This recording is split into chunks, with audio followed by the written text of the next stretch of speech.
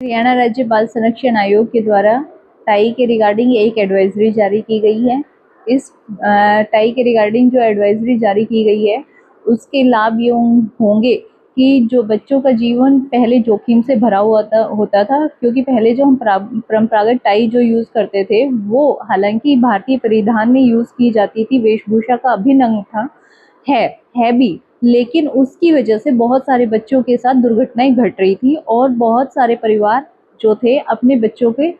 खो दे रहे थे। तो उस चीज़ को ध्यान में रखते हुए हरियाणा राज्य बाल संरक्षण आयोग ने एक एडवाइजरी जारी की है, जिसमें 2 प्रकार की टाई का प्रयोग के लिए कहा गया है। आयोग ने एसीएस एजुकेशन को लिख करके सुझाव दिया है, उन्हें कहा है कि हरियाणा में 2 प्रकार के स्कूल हो, निजी स्कूल, प्राइवेट स्कूल या सेमी गवर्नमेंट स्कूल हो, उन सभी स्कूलों में क्लिप ऑन जो कि ब्रेकअवे टाई है और एक वेलक्रोन टाई, 2 टाइयों का ही यूज़ हो, ताकि बच्चे चाहे खेल के मैदान में हो, चाहे अपने घर में हो या बच्चे क्लास में हो,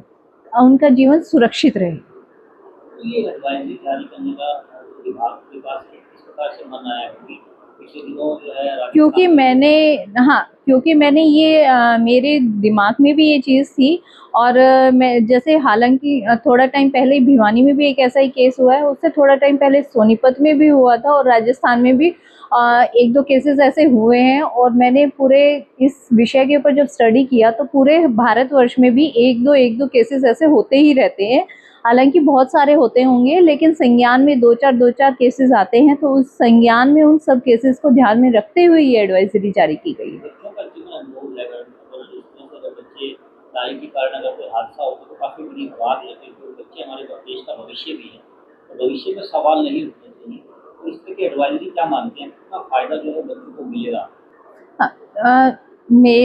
कमीशन आयोग का तो ये मानना और पूर्ण अथक प्रयास भी रहेगा आयोग की तरफ से कि ये एडवाइजरी पूर्ण रूप से लागू हो सरकारी, प्राइवेट और सेमी गवर्नमेंट स्कूल में, ताकि बच्चों जो नन्हे मुन्ने बच्चे हैं वो अपने परिवार में सुरक्षित रह सके और एक अच्छा जीवन जी करके और समाज को, देश को एक अच्छा उदाहरण प्रस्तुत करें, क्योंकि हर बच्चा जो है वो देश का भविष्य होता है। मेरा आयोग का मानना है कि अगर इस तरह की एडवाइजरी जारी की गई है तो पूर्णतः से स्कूल सभी लागू करेंगे, क्योंकि स्कूलों को भी बच्चों का भविष्य और बच्चों का जीवन तो देखना ही है। लेकिन अगर इस तरह का अगर कोई केस संज्ञान में आता है तो हम दोबारा एजुकेशन मिनिस्टर को और एसीएस एजुकेशन को लिख करके उसके विरुद्ध जो कार्रवाई हो सकेगी हम वो करने का प्रयास करेंगे।